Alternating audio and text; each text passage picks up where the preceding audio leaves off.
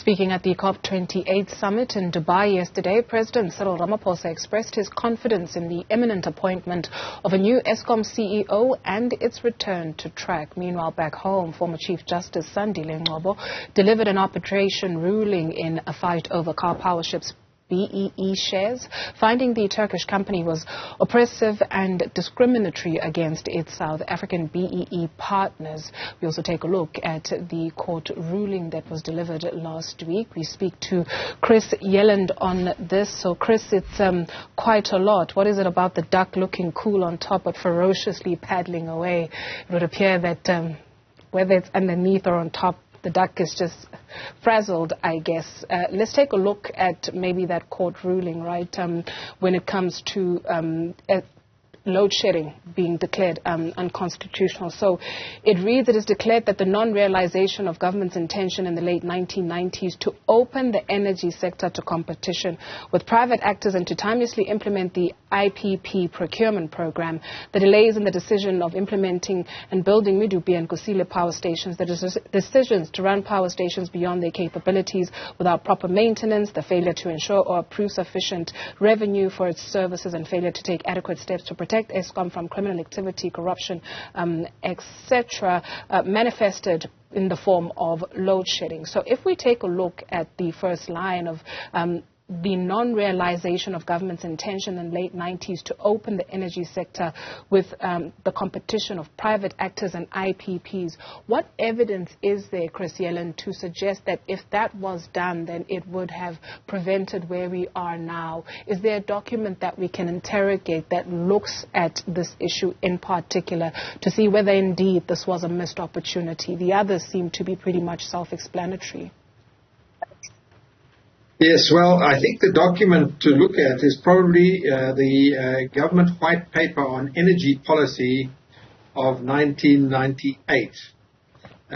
This policy was accepted by the cabinet, issued by the cabinet and promulgated, and is the official policy of South Africa, energy policy of South Africa. And in there, they speak to the need for the unbundling of Eskom, the creation of independent generation, transmission and distribution entities, the creation of an electricity market, and really it lays out the kind of thinking that is currently also in Eskom's, the Department of Public Enterprises Eskom roadmap, which was published in 2019.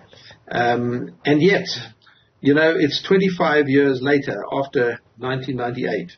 And the policies, which also included, by the way, the entry of the private sector to play a significant role in the electricity supply industry. That not to say that Eskom would not play an important role, it certainly would, but it envisaged a place in the electricity supply industry for the private sector. Now, 25 years later, we are actually still talking about the same thing, the unbundling of Eskom and generation, transmission and distribution, looking at the electricity distribution industry, electricity market, all of exactly the same things. And we still haven't done it 25 years later. And I think that's what the judgment is talking to, is that government has failed to implement its own policy over the last 25 years. And as a result, this led to delays in, the doing what the white paper said we had to do. The white paper said we need new generation capacity, and if we don't procure this by 2017, we'll have load shedding. And that's exactly what happened. So I think that's what the judgment talks to, and also the extremely long delays. Even when they started to build Medupi and Kusile in 2008, was supposed to be finished in 2015. Well, they're still not completed to this day. And that's another problem, plus the heavy cost and time overruns, plus the state capture years, all of which has led to where we are today. And the judgment points to this as being a failure of government and impacting on the constitutional rights of citizens in South Africa. Your interpretation of the Car Power Ship BEE fight?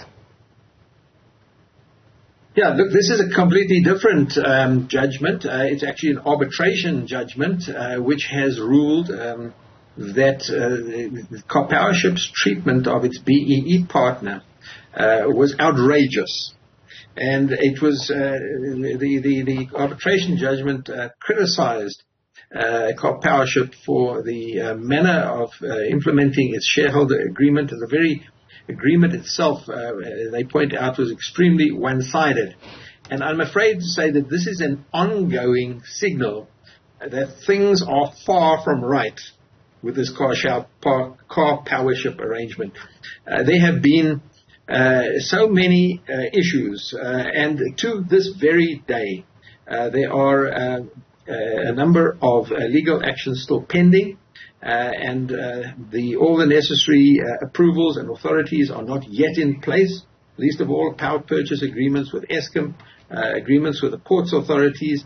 There have been some environmental authorizations that have since, 2.5 years after they were appointed by as preferred bidders, 2.5 years later they finally got these 2 out of the 3 environmental authorizations, but both of them are being challenged in court still. So it's far from a done deal. And these sort of arrangements should have been made ready at the time of bidding. It was absolutely clear that projects being bid needed to be spade ready. In other words, ready to go the moment they're given the preferred bidder status and ready to achieve financial closure. Well, 2.5 years later, and we're still mired in all kinds of complications. And this arbitration hearing about the BEE partner of Powership is yet another problematic area that I think is going to delay financial closure still further. But Powership seems to be in a very, very privileged position. Department of Mineral Resources and Energy are falling over backwards to accommodate them in a way that I think is outrageous. And if they were not spade ready at the time of giving preferred bidder status, they should have been set aside and somebody else should have been given the job.